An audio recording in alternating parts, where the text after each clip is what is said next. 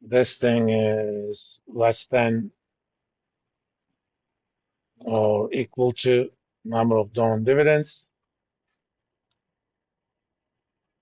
Take the dividend, divide that by 1 plus the discount rate, fix it, raise to the power of number of years, otherwise 0.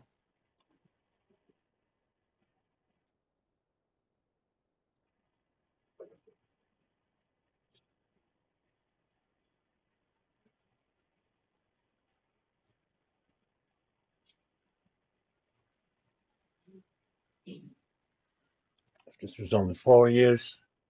Even if you had numbers there, it's going to ignore them. So it's kind of trying to prevent you from making a mistake. Not trying, it is preventing you from making a mistake. And value of firm,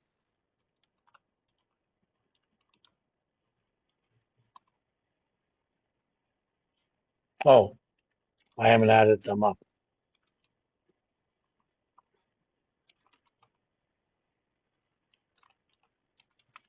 Early firm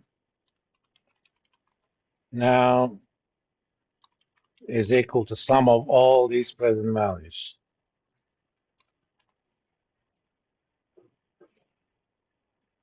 I'm going to make that red.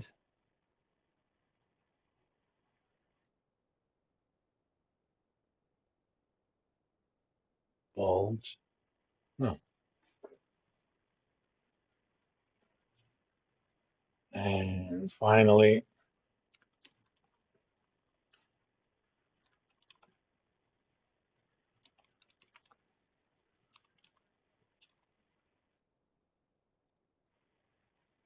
add the value of the late firm and the current firm.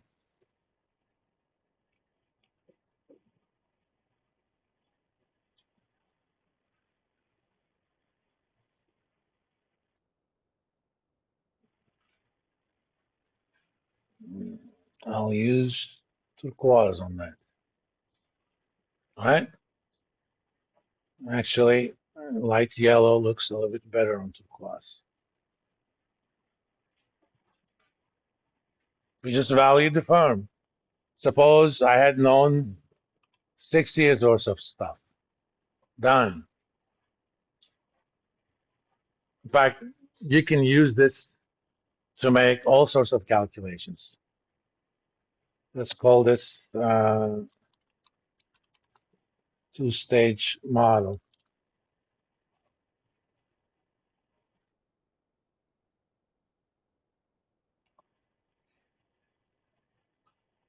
For example, how would you use this? Since these are inputs, let me make them bigger as well. I'm going to make him italic.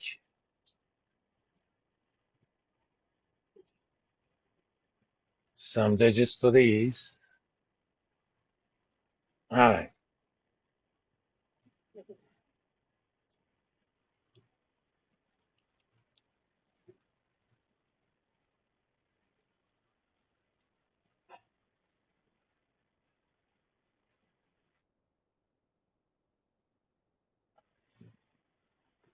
And I don't have to worry about those. Those are intermediate numbers.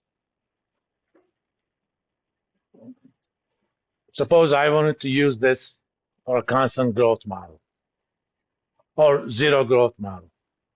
The firm is going to pay a dividend of $2 next year and nothing afterwards. Here's how I'm going to do it. Growth rate, 0. Number of known dividends, 1. And they're going to pay $2. And that's it. If it's, you know, the next dividend and the growth rate,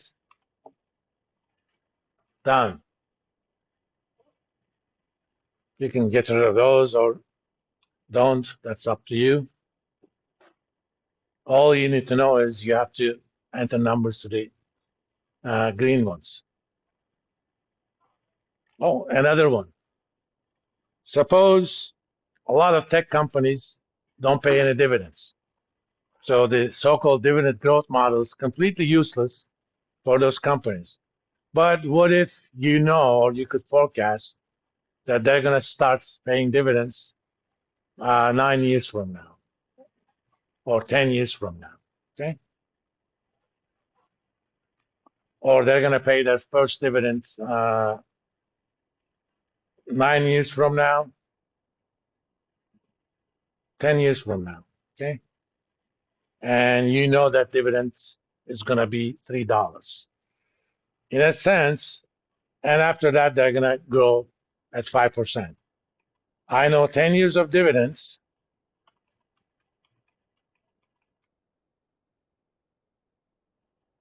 And on the 10th year, they're going to pay $3.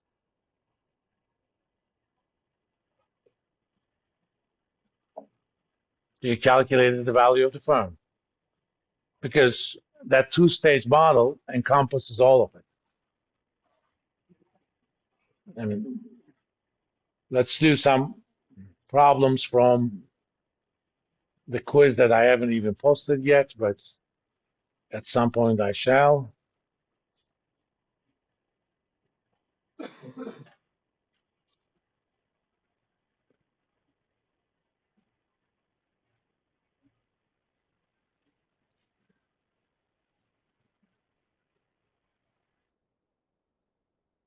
For now, I'm just going to put in all of those.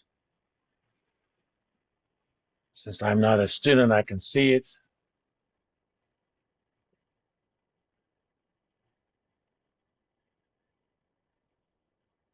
All right.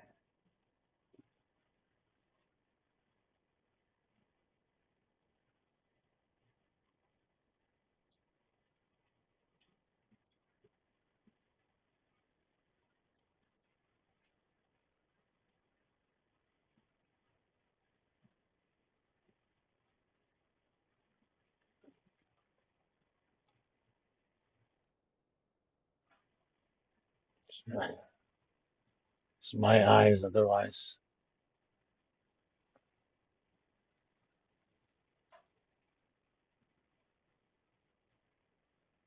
Oh, okay. Joanne Jewelry has decided to offer new preferred stock uh, that we'll call an 8 and 8 offering. The stock will pay an annual dividend of $8 a share starting 8 years from now. Okay. And after that, there's no growth. So first dividend is on year 8. So you know 8 dividends. Growth rate 0. I know 8 dividends. That's going to be 8. Let me get rid of these just in case. And discount rate is what? 8%.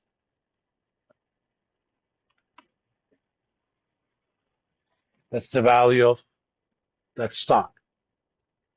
And if they were doing it right now, uh, this thing would have been worth $100. Okay.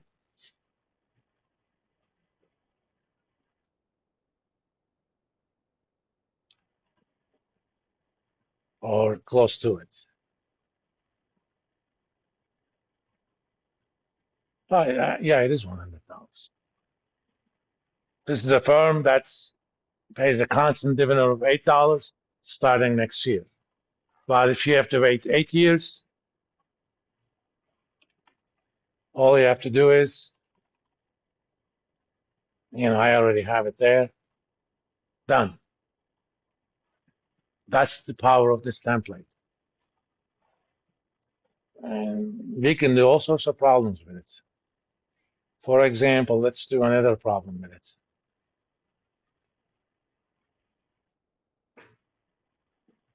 Okay, the firm pays a constant annual dividend of $174 a share and currently sells for $15 a share. But I don't know the rate of return. First and foremost, I'm going to have an arbitrary discount rate, constant, 1,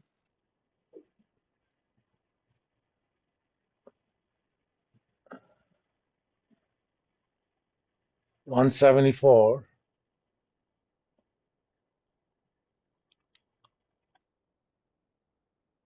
If the discount rate is 8%, the firm should be trading at 21.75. To solve that problem, all you have to do is the following. Data. During the break, I'm going to make this into that solver thingy. But for now, this is actually what I would be doing in the background. What if analysis, goal seek, make that price equal to 15 by changing what I don't know, the discount rate. Done. Okay.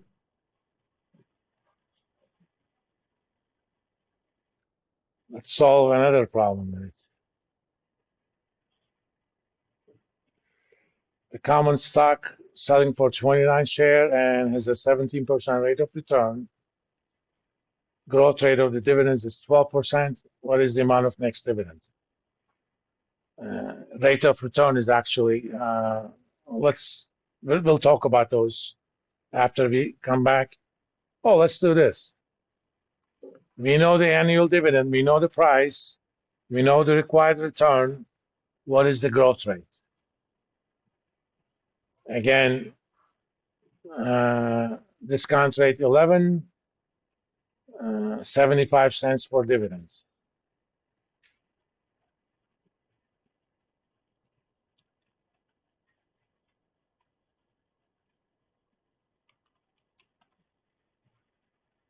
And stocks trading at 1090. So I'm going to do data, what if analysis, goal seek, make that equal to 1090 by changing what I don't know. Done. Again, during the break, I'll put this just like I did for the bond valuation template. You will actually have a stock valuation template.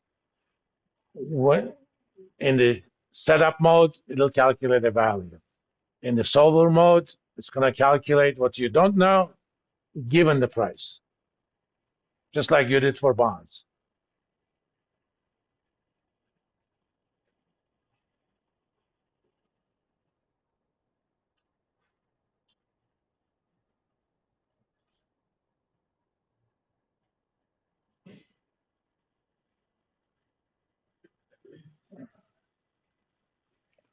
All right, that's pretty much all I'm going to do today.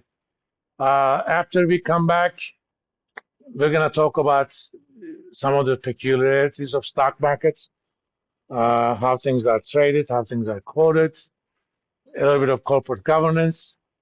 But I will do individual problem videos and post them while you guys are on spring break. Just real quick, our time is after spring break on Tuesday. Is that what yes.